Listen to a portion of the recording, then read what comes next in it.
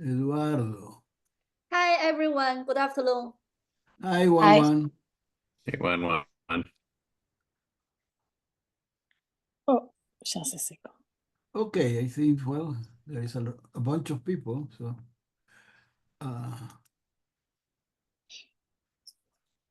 Okay.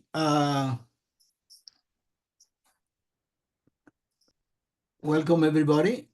For me, it's a pleasure to welcome Liliana Forsani. She was postdoc of my advisor, Eugene Fabe.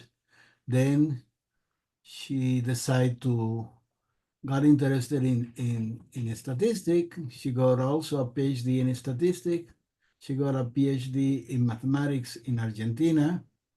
Actually, I was member of her tribunal in San Juan. And well, now she's working 100% of the time in statistics. She just finished with her advisor, Dennis Cook, this book about the topic that we are going to talk about. She's going to talk about now, that is partial least square regression. Okay, so welcome to Liliana, and well, I don't know why I am appearing here. Are you doing something weird? Oh, okay. It's the iPad. Okay, thanks for coming to the seminar. I'm going to talk about partial least square.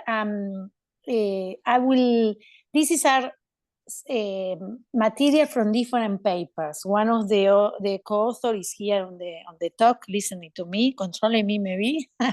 And the thing is, in some way, I want to give like the history of these papers. This is a historic point of view of partial least square.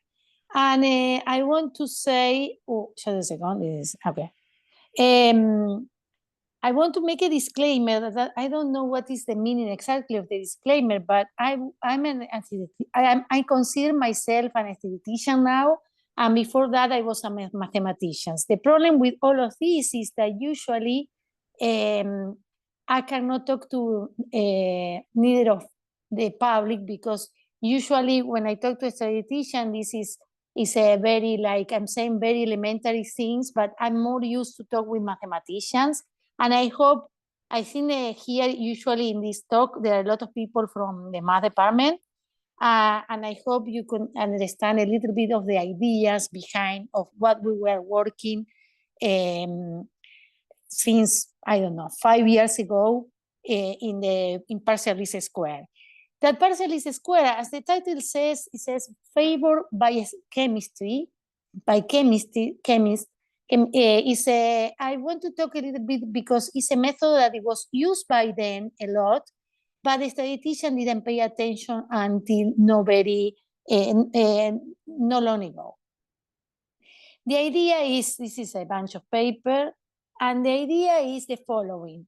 I will say the context in chemometrics. In chemometrics, they have a Y that is a number. It's a protein, a fat content, it's a number, okay?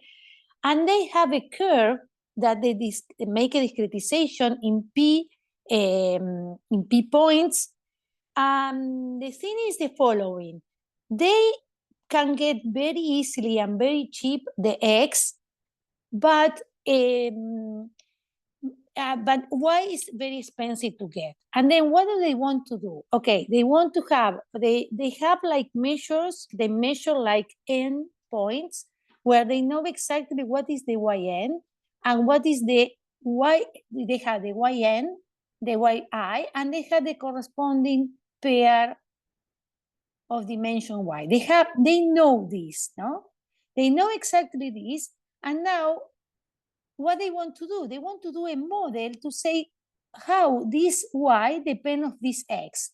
Why we want to have that? Because usually, as I told you, this is very cheap to get, and therefore when I have a new X, without measuring Y, that is difficult and is expensive, I have an idea of what is Y. And the idea is they have what we call the training data set. The training data set is that we know this from y equal 1 to n. We have a bunch of them that we know exactly what is the predictors and what is the response.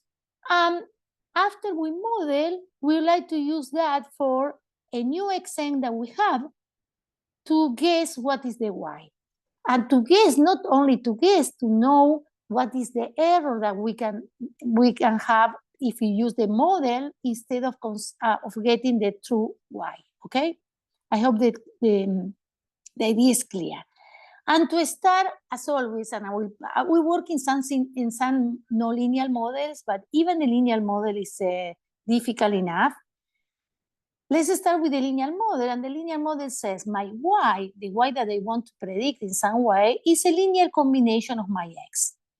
And some notation is the relation, the covariance of x of my predictor, that this is a, remember that is the RP is a p by p by symmetric semi-positive definite matrix. Here, this is the connection between x and y, is the covariance, is a vector, y is a vector because x is an RP and this is a number. But this is like in the population. I don't show the data here. This is my model in the population. And okay, this is the very famous least square solution, still in the population, that it says the beta that is better in the least square, the best beta that you can get is to do sigma inverse sigma small. This is a matrix p by p, p by 1, and this is my beta, the best beta. What do we do with the data? Now the data, we can convert the same model here, right, like 1 by 1, because we have for each y1, yy, we have this beta transpose xi plus error. We can write this as a model in the, like this y is like a vector, and this x now is going to be my matrix n by p with all the predictor. This is the beta that I want to find out because it's the one that is going to help me for the future. And the least square estimator can be written usually like this, that is I told you that in the population beta is this one, and then, sigma, and then in the sample, we can say it's the maximum likelihood estimator, it's the least square estimator, or it's the plugin estimator that says, I will plug in here an estimator. The estimator of the usual estimator of sigma hat is this one, where I multiply this matrix that is n by p, and I get p by p. And this is the usual estimator for the covariance matrix and for the covariance between x and y. One thing, if you have any question, I don't see your faces because I'm on the iPad, but you can talk and I will stop and you can ask the question in the middle. I don't have any problem with that. The thing is, this estimator from the data, first, for this inverse to exist, I have to have more sample than predictors, meaning that the number of chemical things that we have that I can measure has to be bigger than the number of parameters or number of points in my curve. But look at this, I have a curve, and this tells me, I have a curve, and this tells me for each y, I have a curve, no? And this tells me only consider few points here, the discretization, because in other case, this is not going to exist. Once, if I consider too many of these, it's not going to exist. But this is kind of ridiculous because if I have it cannot be true that it's better to cut information, no? Because in some way I'm telling you, don't use all the points, use only a few, because in other case, you are not going to have an estimator. Okay, but then the chemometric people usually make a big discretization because this curve, they have in a lot of points. And then they couldn't use the usual least square estimator, and since the 60, they were using a method that it was called partial least square. And they were getting an estimator without making the inverse of this matrix. And the estimator was like this. An algorithm. Do this, the first step, second step, third step. Still now people are talking about that algorithm. It's a complicated algorithm because you have to understand what it's doing, but this was in the 60s, okay? Of course, the statistic community is always saying, okay, this is an algorithm. Like it's in a way, if it's an algorithm, if it doesn't have property, a good property in the sense that is the solution close to the true solution or something like that? And this is a question that statisticians are always asking about methods. And since it's an algorithm, it's very difficult to get like answers to these questions. Liliana, but Yeah, go ahead. The partial is because you are taking just the point instead of the curve. I didn't. No. It's always, you never can have the whole curve. No, I'm going to tell you, you never are going to have the whole curve, okay? But even if you consider only few points, you can do this estimator of beta, okay? This estimator of beta. But the chemistry wall was saying why I have, and to do this, they have to consider, instead of a lot of points in the curve, they have to consider only a few. But Wall was saying, why I have to take only few points? I have a whole curve. I'm throwing away data. And therefore, he made up with an algorithm that he was using a lot of points. It was the P for him was very big. And he was doing, I will tell you what is the algorithm. Instead of doing this one that he couldn't do because the inverse didn't exist, because this matrix was P by P and the rank was N less than P, he was doing another algorithm. He was saying, first step, do this. Second step, do this. Third step, do this. And then he was telling you, take this beta PLS. I'm going to tell you immediately what is this beta PLS, okay? And with that beta PLS, he could make the discretization as he could discretize this and put more and more points. It didn't matter. He could do the solution. The algorithm was giving a solution, let's say, okay? I'm going to say what is the algorithm. Now, I'm not going to say what is the algorithm because in the middle, in the 90s, Helan was working he's a statistician and he was working in chemometrics, no, with chemometric people. And he came by and he realized that in fact, this algorithm, the Wall algorithm, could give you an explicit solution. I mean, forget about Wall. The solution, the estimator that they were considering was the following. I want to say what is this. This is, I told you, is a vector. This is our estimator, no? This is a vector, this is a vector. Therefore, this is a matrix that is P by D, okay? Now, D is something that you have to choose. But in general, it's a small, 1, 2, 3, okay? The way to choose that is there are several papers about that. But suppose you know you choose 3, whatever, because it was the same for the Wall algorithm, no? It was the same. They have to choose a D to stop the algorithm in some way. And he said, okay, the algorithm is going to give you this solution. Look at this. This is a matrix P by D. This is D by D. And this is D by P.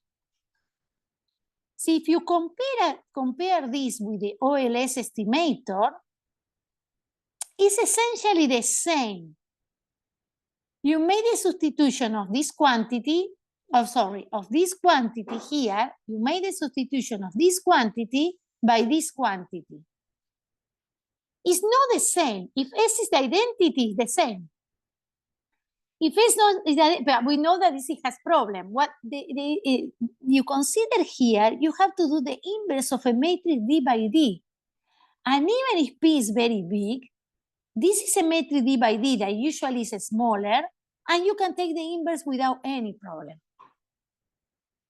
But this was proven by Helan. I don't know how he realized that the end, this algorithm was giving this solution. I will tell you, this is called Krylov subspace, etc. It has a name and it has all a numerical analysis used a lot. Now, as a statistician, you can say, okay, the beta hat that they are getting is a plugin estimator of this beta. I can put this in the population. Once I have something that I can write like that, I can say, okay, instead of going, this is in the population, I have to go to this one.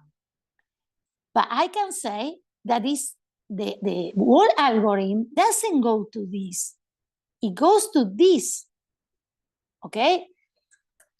Well, but the thing is, if you have linear model, you want to go to this beta. This is the true beta, okay? But okay, this is what the algorithm was doing.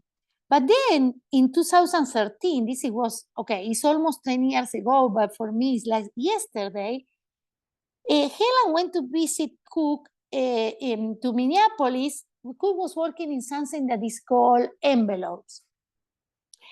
And Helen had the feeling, because Helen was the one doing this, that it has a connection between envelopes and PELS.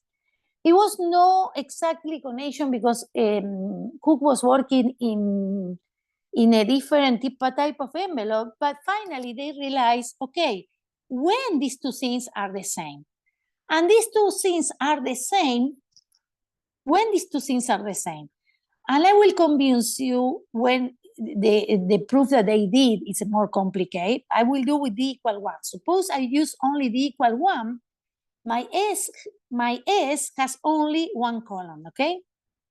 And my beta PLS that in the population is this one. Believe me, it's this one. It's like a constant times sigma, okay? This is the beta that the algorithm arrived. Meaning that beta PLS is a constant by sigma, but at the other end, I told you that the beta has to be on this way. If these two things are the same, that means that sigma is an eigenvector of sigma. And we can say, as a statistician, the beta hat is going to go to beta in the linear model when d = 1, when sigma is an eigenvector of my covariance metric of X. But then they prove something more complicated. If you have d greater than 1, PLS in the population, I mean, beta hat is going to the true beta if the true beta cuts the eigenvector of sigma. Exactly the eigenvector. And this is why it's called envelope. The beta is envelope, is covered by the eigenvector of sigma. I want to say something about this slide. I want to say something that when you do principal component analysis that or regression that everybody uses, the assumption is that beta cut is beta, you have sigma, the covariance of X, and beta is is inside the first the eigenvector of sigma, okay? This is the assumption of principal component analysis. Here, the assumption is that beta cuts exactly the eigenvector of sigma, but not necessarily are the first D. This is the difference. I mean, the model, and this is why it was working better than PLS in some way. Better than principal component analysis is beta PLS. And therefore, in 2013, it closed the thing about what is beta PLS doing, and beta PLS doing is the beta hat is estimating a beta when beta cut the eigenvector of the covariance of sigma. In their paper, they do what is called maximal likelihood estimator, and the maximal likelihood estimator, what is good is when P is fixed, the number of predictor, when the number of the points in the curve that I consider is fixed, and n goes to infinity, is the best estimator I can get. But, and this is our this is very interesting because, okay, this is why it's so important, this result is why PLS is so good. Even when P, look at this P is equal 4, no? Okay, we can use OLS and we can use PLS, or I can use what they do, maximum likelihood. The idea is, since it's more efficient PLS, when you do confidence interval, you don't only, this is the beta belongs to RP, and this is the beta 1, beta 2, beta 3, and beta 4, the coordinates. The important thing that the confidence interval that you get via PLS are much smaller than the confidence interval that you get using OLS, even in the case where P is equal 4, okay? And this is from more or less 2018. This is very recent to realize and to do a confidence interval for PLS, etc., and to compare with OLS even when P is small. But the thing is, these examples are, yeah. The OLS is what, the standard? This one, yeah, the standard, the ordinary least square estimator. Okay. Yes, it's the one that we use in regression when P is fixed and P is small and N big. It's the one that we teach kids when they learn statistics with when we have more than one predictor. Okay, but the problem with chemometry, they use, as I told you, they have a curve, and therefore they want to use all the information that they can have. And the problem with MLE, when the theory is still true, what they prove, that they cut the eigenvector, but the problem that the estimator that they got here, for MLE, doesn't exist when P is greater than N, and if it doesn't exist, they cannot use the theory about consistency, etc. But the algorithm, the whole algorithm, the Helan proof that gives this solution, you can compute this even when P is much greater than N.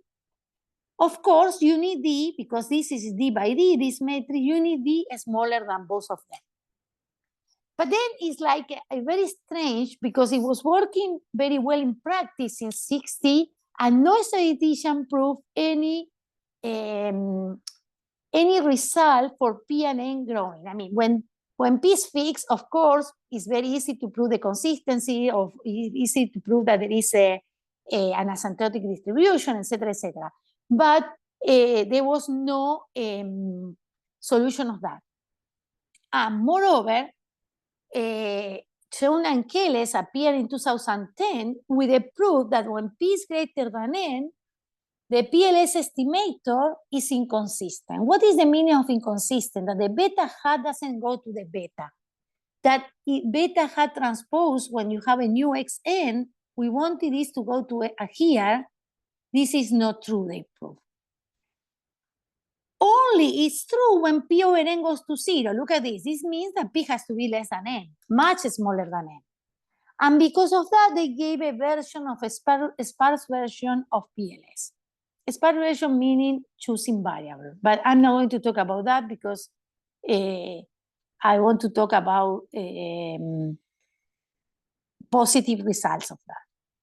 But then there was a problem with this result, and this is when a statistician stopped again working, because there were some statisticians working in this before 2010, and they stopped working because they proved inconsistency. They proved that they are no good estimator.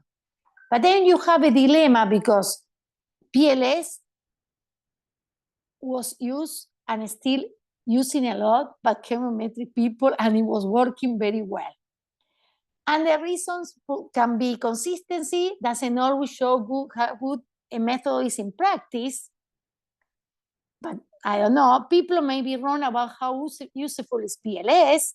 This was a big debate, and it was in some places, like in economics, they don't let people to use PLS because of all of these things. And the thing is, the other reason could be that the model that Cheung and Keles use doesn't cover what chemometrics have. doesn't cover the hypothesis, as Wilfredo said at the beginning of the talk. What are the hypotheses that they use to prove the inconsistency? And if those hypotheses are true for chemometric data. And then I will talk a little bit about the model they use. And this is something that I'm trying to give an idea of. This is the following. I want to study y as a function of x, okay? This is what I want to study. And it's not the same to study x as a function of y in a statistic. But usually in chemometric, people give like an inverse model. They say, how x depend on y? Well, x depend on y because remember this is our curve, no? And then I will say this curve, how this curve depend on y? This is our, they have, each curve has an associated y, no? And then they say, okay, this curve depend on y on this way. Forget about this because it's the mean and this is the error. But in some way it's telling me there is a theta, this has to be p by something, by d, there is a theta where is the dependence of x as a function of y. Meaning the information that x, the curve, have about y are in this theta. Okay, if you do some computation for independence, this model that they use is telling that if you have theta transpose x, you have all the information that y have about x. Remember, I want to have y as a function of x. What is telling me in this model that y depends on x only through this linear combination, okay? And this is d by 1. Instead of having p by 1, I have d by 1. And when I compute just a second, when I compute the covariance of x, the covariance of x has two terms, this term and this term. Here I'm assuming independence, therefore the covariance is this one. Because it was important, the covariance, as I told you. Okay, this is the covariance. And then let's come back to the negative result that they got. The hypothesis they put in the negative result was that this theta has rows. These are the norm of the rows, okay? These are the norm of the rows. P, you have P by D. These rows are bounded, okay? These are bounded, the sum of the rows. But if I look here, this means that when P grows, even if P I have more and more rows, since these are bounded, in fact, I'm telling you that, remember, this is x1, xp, this is theta nu y. It's telling me that the x, the information that x are giving me, when I add more and more x, is bounded because it's telling me, the hypothesis is telling me this is bounded, the sum of the norm are bounded. And remember I told you I have a curve and this is, the hypotheses are like that. If I consider p equal 4, and then p equal, I take more points to have more information and more information, the hypothesis that they put that this information in one moment stop giving you information because it's bounded. And as a conclusion, and then in some way it's telling you in one moment the x don't give you more information, and this is in some way is what is called sparsity. Therefore, they impose sparsity to get no consistency. But then is when we did this paper, it says, okay, let's consider the same model that they consider, but let's not ask any condition about theta, okay? And what we got is that there is consistency on the prediction when, okay, what we prove that the rate of convergence is this one, P over this sum times n. What is the meaning? Look at this. If this is bounded, as they say, The way this to go to 0 is when P over N go to 0. But if the X that I'm adding, if the X I'm adding are giving more and more information, then this can go to 0 even if P over N doesn't go to 0. In the sense, okay, the maximum amount of information that we can have is when this is like P, and then we have like 1 over N, that is the usual and the traditional consistency rate when P is fixed. We call this regression abundant as opposed of sparsity.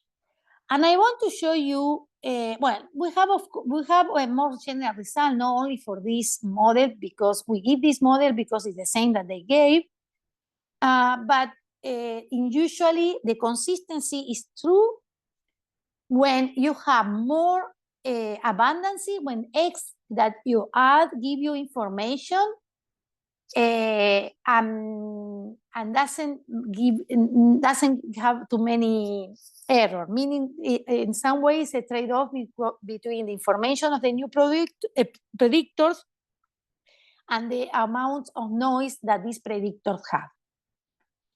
But I want to show you something that appeared in data. We took this data from Goicoechea and Olivieri, that they use PLS. These are people from chemometrics, okay? And look at this, they have 50 training sample, and they have 101 points. Okay, here, my curves, they cut in 101 points.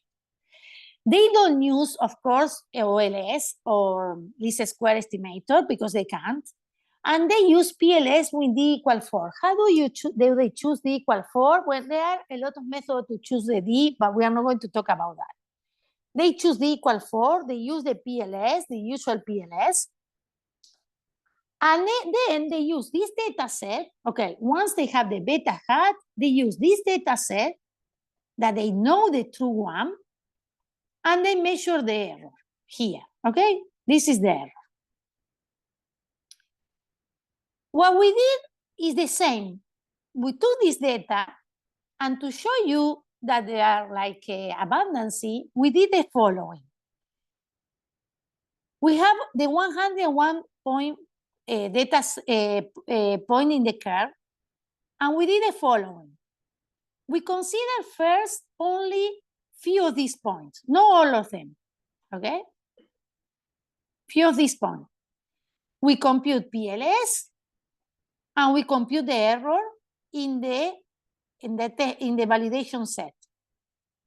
Then we took P equal, we took the same points, and we add more points. And we considered again PLS, and we did that until P equal 101. Meaning that in some way we use a smaller P until bigger P. And what we saw with the PLS is this curve. Meaning when we use only a few predictors, we have this error. As we always took D equal 4. As P grows, we see if you use more and more predictor, this is you don't see with OLS. The error is decreasing, okay? And I show you in this way the other thing, that the regression they have in chemometrics is abundant. Meaning you cannot use a sparsity method because all the predictors are making contribution. You add more and more predictor and you have a better and better result. Of course, this error, as I told you, is in the validation set. Okay. This was to prove consistency, but I will tell you something. Consistency usually is not enough in statistics, because if you want to do consistency, tell you the estimator is good, the prediction is good, but you cannot do confidence interval if you don't have the asymptotic distribution. For example, if you have a normal, the usual one, P fixed and increasing, and you have the OLS, we know this type of result. This type of result says, okay, since they are almost normal when n is big, we can do the confidence interval for beta transpose Xn. For the new, we don't only say that beta hat transpose Xn goes to beta transpose Xn, but we also can get, this is over n in some way, but okay. But we also can do a confidence interval. And to do a confidence interval is important because I can tell you, okay, this is a good prediction, but if the error is too big, I'm not saying you anything, okay? And this is give us the error, give us the confidence interval of our estimation. Okay, this is the one that we want to do, but look at this. Now, all the theorem that I gave you lately were P and N goes to infinity. There is not much theory about this in the inconsistency. And of course, if P is fixed again and we have PLS, again, we can get the confidence interval without any problem. I mean, we have to replace this matrix by a different matrix that is too complicated. I put it here only to show off, but it's a complicated matrix. We can do the confidence interval, but this is P fixed. And our question was again to do for chemometric people. We want P and N goes to infinity. Okay, for now, we got the results are. But the S, I'm still confused with the S. The S is this one, is the matrix sigma, the Krylov matrix. But you don't know sigma, do you? No, but you estimate these type of things. I didn't tell you, when you do the confidence interval, okay, this is a good catch, but I was, here you don't know this, you estimate them.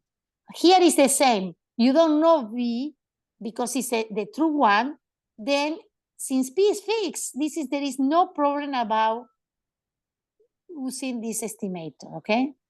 Here, with the data, I'm saying. It's a good question, I mean, it's true, you don't know S, but since P is fixed and N goes to infinity, there is no problem, believe me, to replace B by its estimator, plug-in estimator, okay? Did I answer your question? Yes. Okay, now, when P and N increase, the only result that we have until now, I think we will have another result when D greater than 1, is when D equal 1. When D equal 1, we can get exactly the same confidence interval, exactly the same confidence interval when P and N goes to infinity. Of course, for D equal 1, it's the true model D equal 1. And since Wilfredo asked the question, one thing that it was very difficult or no to prove in P and N goes to infinity that we really could put a hat here. Why? Because what I told you here to put the hat, this is great because even if you have something P by D by 1 or whatever, or P by 1, you can always use the central limit theorem and replace the true one by this one. But here, if P goes to infinity, this is P by P, this is a matrix that is bigger and bigger and bigger. What is the meaning that beta hat goes to B? It doesn't make any sense because not only increase the P and N in the things inside, but the matrix increase. And then you have to be more careful and prove that this one, that now is in R, because I multiply this by a vector 1 by P, this one goes to the true one, okay? And this is a little more complicated. I cannot imagine, we didn't do that part for D greater than 1, what can it be for D greater than 1? Because you have to always work in one dimension here, and you don't have the central limit theorem that you usually have. Okay, to show this, to show how this is work more or less, is we use this data set because here we have only the result for D equal 1. We use this data set. Look at this. N is 10 and P is 706. P is huge here. It's too, I mean, we cannot assume that n and p goes to infinity, p goes to infinity, n is like fixed, let's say. But okay, this is the theorem that we have, n and p goes to infinity. And what we did here is the following. We did an experiment. We consider for the data, this is a true parameter, and we generate 10 response. And we did the confidence interval for the prediction with the formula that we have. And the idea is we do the confidence interval with a 95% confidence interval, meaning that if you repeat the experiment a lot of time, you should get 95% of the time the true value inside, no? Okay, we want to do confidence interval for beta transpose X, that is the expectation of Y given X, and the confidence interval for the new prediction. If the method is okay, you can, and you do 95% confidence interval, you have to have the 95% of the time is inside. Well, this was P equals 706 and N equal 10. Okay, we cannot get exactly 95% confidence interval. Look at this, when N is 100, more or less we get it. And when N is 10, we are short. We are short because, but this is always true when you have asymptotic results. When you have asymptotic results, that you say, this is going when N and P goes to infinity. When N and P are not close to infinity, I mean, very small, you are not going to have exactly 95%. But in this case, N is very small, and still we get pretty good results. Well, this is it. I wanted to thanks for listening to me. Let me close this because I want to see your faces. In other case, I cannot see anything. But I can come back to it. Why was the resistance of a statistician to this method before? I think because when first, usually P goes to infinity is something pretty new, let's say, to have results for that. Okay? When P goes to infinity, usually the only result that were there was when sparsity. Sparsity has a big role in P goes to infinity in statistics. Okay?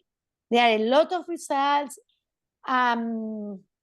These people, when in 2010, they proved that, they proved the inconsistency. Well, they already proved inconsistency. What else do we have to prove as a statistician? But when we were working with Cook, we saw that in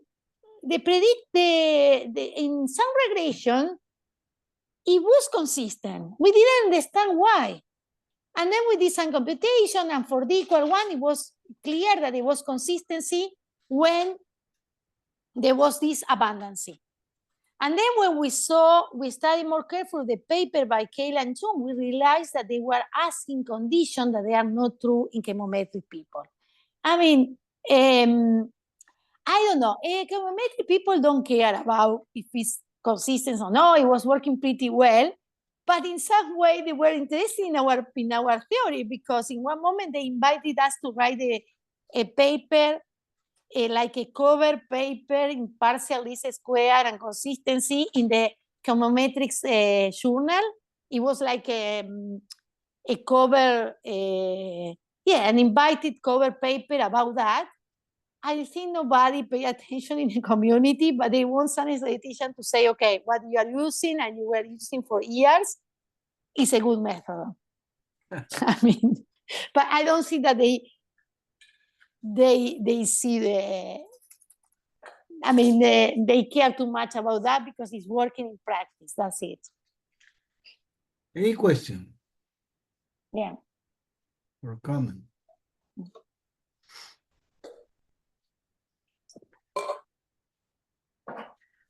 Okay. So when I was in college, I always used to tease Jim because the physicists would say, we're going to pick N super big, like infinite, like 30. Yes. And it seems like this has that same sort of feel to it for, you're talking about infinity, but your P is like 100. Is there? We're just Well, infinity even live if, for chemists, I guess. is no, my n question. equals 30, I think n equals 30 was or is, because if you have data that is not normal, because if it's normal, you don't have problem. If it's not normal, but it's not very skewed, Very is good. and it's 30, okay. I mean, even for Bernoulli, you have 2, 0, 1, okay? This is not normal. But when you do X bar, I mean, the p has to be very close to 0 or to 1, not to have immediately that X bar is a norm, is normal, let's say, no? And I don't know why it's 30. I don't know why they were using 30. But if you do an experiment, even in Bernoulli for X bar, and then it's the 10 or 20, you see a normal there. I mean, you can distinguish before between this and that. But the people now have a lot of the problem for me here is the following. This is I mean, if you have M people, okay, and you have, only a little bit of the person, you can do OLS. But now if you have more and more information, it's like in one moment say, no, you have to throw away variables. What happens if really you are getting more information in each of the things? You have to have results of this. This is how the regression that I call abundant. And when you have, instead of having, for example, for a person, the fever, I don't know, the temperature or whatever, you have all this information and you can say, well, maybe not all the information is telling you something about the response, and some information is like noise. But now I'm telling you, I have the Y and I have a whole curve. Why? Throwing away points are going to be better than put all the points. If the curve is continuous, I think it has to be with the things that are continuous. The points are very correlated among them. I mean, it cannot be true that it's better to throw away points in that place, I'm saying. But okay, this is the... Yeah, I know these things about the statistics and the data. I remember once like the t-test, they say it's better. They don't say it's better. When you have the same number, you have the t-test to compare two things, and you have 30 people and 20 people. The test before the computer, it was easier to compute when you had the same number of points, 20 persons and 20 persons, okay? Because the test is exact. And therefore, some people were throwing away 10 people from one of the things to have 20 and 20, okay? But this is completely ridiculous, because nowadays, this is because they couldn't compute the formula exactly. But this is completely ridiculous. This is completely ridiculous because you have the data, no? To throw away. This is...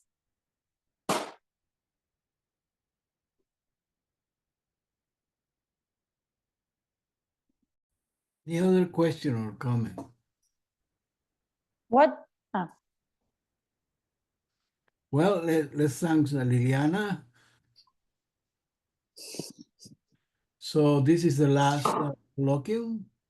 And well, thank you for, I cannot hear. Okay, so Well, thank you for the invitation. have a nice Thanksgiving, and take care.